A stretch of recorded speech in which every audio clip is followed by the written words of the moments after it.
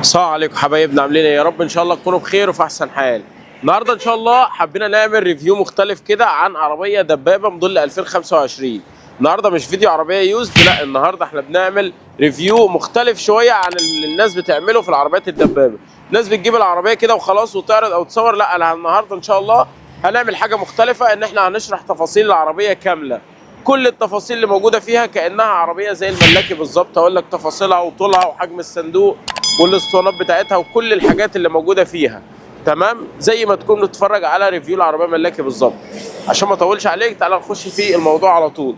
طبعا العربيه من الواجهه الاماميه زي ما حضرتك شايف معايا ما شاء الله نفس الشكل بالظبط، ما اختلفش من 2015. ما شاء الله العربيه شكلها ممتاز جدا وشكلها جميل. عندك زي ما انت شايف في خطين هنا بارزين في الكبوت زي ما واضح معانا كده. باقي الكبوت طبعا بيجي فلات كامل او بيكون مستوى واحد. جميل. عندنا طبعا الفوانيس هنا بتكون بالكامل لمبات هالوجين عاديه جدا، لكن في فئتين في العربيه دي، في الفاضيه وفي الكامله. العربيه اللي معانا دي زي ما اتفقنا قبل كده ان احنا هنعمل كل الريفيوهات على اعلى المواصفات. العربيه اللي معانا دي الكامله طبعا بينزل معاها 2 مفتاح، واحد عادي والسبير، وبينزل معاها برضو 2 ريموت زي ما احنا شايفين كده مع بعض. الريموت هنا بيكون فيه اللوك كامل وفي الانذار، ده بالنسبه للريموت بتاع العربيه. عندنا طبعا هنا في فوج لايت زي ما واضح قدامنا، او فانوس الشبوره، فانوس الضباب، ده اللي بيكون موجود من الشكل الخارجي مختلف عن العربيه الفاضيه. ومن الداخل برضه هنشوف ايه الحاجات اللي مختلفه لما نوصل عندها ان شاء الله. بالنسبه للشكل الخارجي طبعا عندك هنا الشبكه، شبكه علويه وشبكه سفليه، وعندك علامه شيفروليه بتتوسطها، وهنا مكان الحامل بتاع النمره زي ما احنا شايفين. طبعا ده بالنسبه للواجهه الاماميه في العربيه، والعربيه اللون الاحمر الجميل جدا. خلينا نشوف دلوقتي مواصفات الموتور ونبص برضو على الشكل الداخلي من جوه مع بعض. يلا بينا. لكن طبعا فضلا وليس امرا ما تنساش دعمك لينا بلايك جميل من ايديك الحلوه والاشتراك في القناه لو انت ما اشتركتش معانا، عشان شرف كبير جدا ليا انضمام حضرتك معانا في القناه. يلا بينا تعالى ما نشوف باقي التفاصيل. طبعا هنا بالنسبه للموتور بتاع العربيه دي بينزل 3500 سي سي، 16 صباب، 4 سلندر، فدي حاجه ممتازه. كمان بينزل تيربو من نوع الوقود بيكون ديزل. العربيه بقى المواصفات اللي موجوده زياده فيها عن اللي فات قبل كده، اول سنه ينزل فيها السنه دي.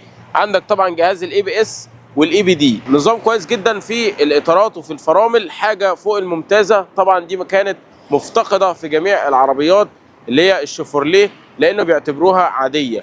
كمان عندك في 2 ايرباج مزودين في العربيه، لان طبعا وارد جدا العربيه تتخبط لا قدر الله، فبرضه تديك امان شويه، والحامي هو الله، ولكن دي بتساعدك شويه. فانت لازم تجيب العربيات اللي فيها حمايه كامله عشان لا قدر الله لو حصل حاجه تساعدك برضو في الحمايه. جميل. ده بالنسبه للحاجات اللي ضافوها، ودي صراحه انا شايفها من اميز الحاجات اللي موجوده في العربيه اللي هم ركبوها، جهاز الاي بي اس والاي بي دي والاثنين ايرباج اللي زودوهم في العربيه من الداخل. هنشوف طبعا الايرباجات لما ندخل في العربيه. طبعا العزل الحراري اللي موجود على الكبوت ده زي ما احنا شايفين، فدي حاجه ممتازه عشان طبعا يحافظ على البوهيه بتاعه الكبوت من الحراره اللي خارجه من الموتور. العربيه هنا كمان بيكون نسبه الانضغاط بتاعتها 18.5، وكمان بتكون القطر بتاعها بيكون 93 في 92، فدي حاجه كويسه. طبعا كمان بالنسبه للعفشه بتاعتها او السسبنشن، عندك الاماميه بتكون سوسته التوائيه اللي هي المساعدين العاديه جدا، وعندك بالنسبه للخلفيه بتكون عفشه، بتكون طبعا سوست ولكن ورقيه عشان خاطر التحميل والحاجات دي تستحمل معاك، لكن اللي هي اليايات دي مش هتستحمل خالص. وده طبعا نفس نظام التعليق اللي كان موجود قبل كده في كل العربيات اللي من نفس الشكل. جميل. تعال اما نشوف بقى دلوقتي جنب العربيه واقول لك على الابعاد وابعاد الصندوق وكل حاجه. هي ما اختلفتش، ولكن في ناس بتحب الارقام وتعرف بالظبط ده قد ايه وده قد ايه، فانا هقول لك ان شاء الله على الارقام دي كلها ولكن في جنب العربيه. يلا بينا. طبعا هنا بالنسبه لجنب العربيه زي ما حضرتك شايف كده نفس الشكل بالظبط، ما اختلفش اي تفاصيل.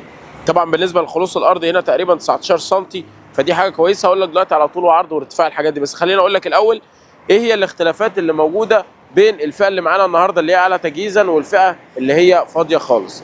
طبعا عندنا الاوكر النيكل هنا بتكون في اعلى فئه بس، عندك المرايات الكهرباء بتكون في اعلى فئه بس، عندك نفس الجنط بالظبط اللي هو بيكون بمقاس 15 بوصه 215، الارتفاع بتاعه 70، اللي هو البروفايل يعني. جميل. دي بالنسبه للاختلافات تقريبا اللي موجوده في العربيه من الخلف، من الجنب هنا زي ما احنا شايفين، وطبعا من الامام قلت لك ايه الاختلافات، ان فانوس الشبوره ما بيكونش موجود، ولكن باقي التفاصيل واحده تقريبا بين الكامله وبين الفاضيه. طبعا بالنسبه كمان لحجم خزان الوقود هو 76 لتر. طبعا بالنسبه لابعاد الصندوق هنا عندك الارتفاع بتاعه تقريبا 40 سم، هم كاتبين ان هو 390 يعني تقريبا 39 سم. وعندك بالنسبه للعرض بتاعه متر و700 يعني متر و70 سم. عندك بالنسبه كمان لطول الصندوق بيكون 2 متر و300 يعني 2 متر و30 سم. دي بالنسبه للابعاد بتاعه الصندوق كامله. عندك كمان وزن العربيه وهي فارغه طن و600 كيلو بالظبط، وبالنسبه ليها وهي محمله المفروض 2 طن و600. بالنسبه بقى لابعاد العربيه 5 متر 35 سم بالظبط. بالنسبه لعرض العربيه هي بتيجي بمتر 77 سم، وكمان بالنسبه لقاعده العجلات بتاعتها بتيجي 3 متر و10 سم بالظبط. بالنسبه لارتفاع العربيه طبعا هي بتيجي بطول متر 70 سم ما شاء الله. برضو الارقام بتاعتها كويسه جدا، تقريبا نفس الابعاد برضو ما اختلفتش اي حاجه عن الاجيال اللي فاتت، ولكن الناس اللي حابه تعرف الارقام والابعاد والحاجات دي انا وضحت لك كل الكلام ده. عندنا طبعا هنا مكان خزان الوقود زي ما احنا شايفين، وفي كمان هنا اللوك لازم طبعا يفتح المفتاح، فدي حاجه ممتازه جدا.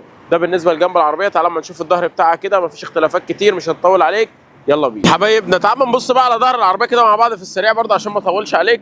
عندنا طبعا زي ما حضرتك شايف كده الاكسدام الجميل قوي اللي بينزل ستوك مع العربيه، مفيش اختلاف. طقم الكشافات عندك بقى الجميل هنا اللي موجود، الكاميرا الخلفيه اللي احنا شايفينها دي، الكاميرا الخلفيه بتنزل اوبشن في العربيه الكامله فقط، لكن اول فئه ما بينزلش فيها، يعني يعتبر الاختلاف هنا في الخلف هو الكاميرا الخلفيه بس. ده بالنسبه لكل الاوبشن اللي موجود في ظهر العربيه. تعالى بقى اما نشوف الداخليه بتاعتها كده ونشوف التفاصيل اللي موجوده فيها. يلا بينا. زي ما احنا شايفين طبعا هنا بالنسبه للباب ما شاء الله عندك هنا مكان للتخزين، وعندك هنا القبضه بتاعت الباب طبعا كل الخامات من البلاستيك. عندنا هنا الازاز بتاع السواق بيكون اوتو، وعندك الازاز الثاني اوتو يعني بينزل من ضغطه ويطلع من ضغطه، جميل عشان الناس بس اللي مش واخده بالها من حاجه زي كده. والازاز الثاني طبعا بيكون كهرباء زي ما احنا شايفين. ده بالنسبه لحجم الباب. عندك 2 سماعتين موجودين في العربيتين، في الفاضيه وفي الكامل. تعال نشوف بقى الداخليه والمواصفات اللي موجوده في العربيه. يلا. طيب بالنسبه للكاميرات هنا اللي موجوده في العربيه، اول حاجه هنشوفها هي الايرباج. زي ما احنا شايفين كده عندك 2 ايرباج هنا، قرب معايا، ده عندك ايرباج اهو موجود، والايرباج الثاني موجود الناحيه الثانيه، طبعا كلنا عارفين المكان بتاعه. طيب بالنسبه للطاره طبعا مش مالتي هنا، ولكن بالنسبه للاوبشن الزياده برده تعالى معايا هنا، عندك الشاشه اللي بتكون بحجم 10 بوصه ما شاء الله زي ما احنا شايفين، وعندك طبعا التكييف بيكون شغال اهو، هنشغله مع بعض، لكن طبعا العربيه مش دايره.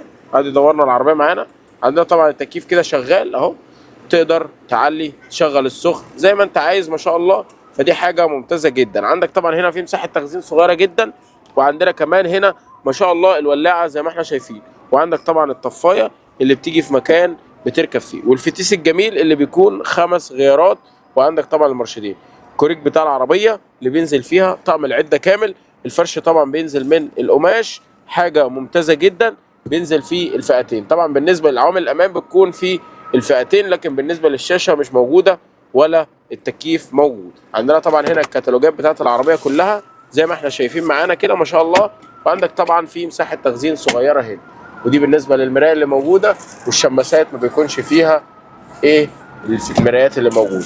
طبعا دي لمبه الصالون، تقدر بقى انت تعمل الفرش، تعمل السروجه، تعمل الحاجات دي كلها ما شاء الله. العربيه الله اكبر، ربنا يبارك لصاحب النصيب، حاجه ممتازه جدا.